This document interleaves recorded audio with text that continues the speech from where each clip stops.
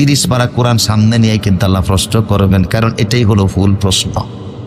এবার চিন্তা করে দেখেন, বিবেকে একটা নাড়াচাড়া দিয়া দিলাম, বিবেকের সাথে বুঝা দেখেন আল্লাহর কোরআনের প্রশ্নে আমি পরীক্ষার্থী হিসাবে দুনিয়া নামক ফলে কোরআনের সাথে আমার সম্পর্ক কতটুকুন আছে। কথা বুঝেছেন কিনা? কোরআন নামক প্রশ্নে আমি পরীক্ষার্থী হিসাবে দুনিয়া নামক হলে সম্পর্কটা আমার কতটুকু আছে, কি করতে পারলাম কি করতে পারলাম না, আমার অবস্থান কোথায়। রেজাল্ট তো আল্লাহ হাসর ময়দানে আমলনামা দিবেন, ওই সময় তার কিছু করার সুযোগ নেই। কথা বুঝেছেন কিনা?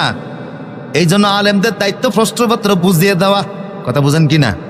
এটা বুঝাইতে গেলে আবার যাতে প্রকঞ্চিত না হয়, মন খারাপ না হয়, কলিজাটা যাতে জ্বলে না যায়। কথা বুঝেছেন কিনা? ইজি ভাবে নেওয়ার চেষ্টা করবেন। হায় হায় সর্বনাশের কথা। কোরআনে কিন্তু প্রশ্ন, প্রত্যেকটা আয়াত প্রশ্ন, প্রতিটা হরফ প্রশ্ন। এই দিয়ে আল্লাহ ধরবেন হাসরের মাঠে, মুহাম্মদ সাল্লাল্লাহু আলাইহি ওয়াসাল্লামকে উপস্থিত কইরা, বাঁচার সুযোগ নাই। এই জন্য আল্লাহ আমাদের সবাইকে কোরআনের পরিপূর্ণ হক আদায় করার তৌফিক দান করুন, বলুন আমিন। তা আমার ভাইরা, হাসর ময়দান আল্লাহ যখন আমলনামা ডান হাতে দিবেন, তারা কোথায় যাবে? আর যাদের বাম হাতে জাহান্নামে যাবে। তখন সেই আমলনামা হাতে পাওয়ার পরে অস্বীকার করে বসবে, না না আমি এগুলি করিনি। তখন আল্লাহ মুখ বন্ধ করে দিয়ে তার সামরার সাথে কথা বলবেন। ও ক্বালু লিজুলুদিহিম, তার সামরার সাথে আল্লাহ কথা বলবেন, এই সামরা তুমি সাক্ষী দাও।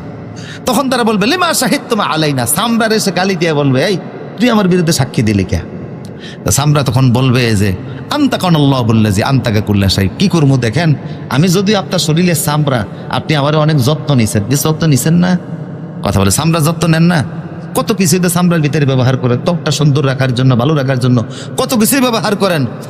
আপনি সেদিন সামরার একটা ধমক দেয়া বলবে যে তুই আমার বিরুদ্ধে গেলি কে? সামরা তখন বলবে, আল্লাহ আমার মুখটা জামান খুলে দিয়েছে, আমি করবোটা কি? আল্লাহ আমার জামানটা খুলে দিয়ে আমার দিয়ে সব কথা এখন প্রকাশ করাইছে, আপনি অস্বীকার করছেন, এই জন্য আমার আল্লাহ সাক্ষী বানাইছে। আল্লাহ হুকুম করলে তো আর কিছু করার। তখন সে আফসোস করে বলবে, এই সামরার পিছনে এত টাকা ব্যয় করলাম, আজকে সেই সামরা আমার বিরুদ্ধে সাক্ষী দিচ্ছে। এবার একটা বিবেকের কথা বলুন তো, পৃথিবীতে কুফনে কি আমরা এমন কোনো কাজ করার অধিকার রাখি যেটা সামরা দেখে না? কথা বলে না, বুঝেন না মনে হয় কথাটা? এমন কি কোনো কুফন কাজ করতে পারে যেটা সামরা দেখে না? কোরআন আল্লাহ পাক বলে, এই সামরা তোমার বিরুদ্ধে সাক্ষী দেয়।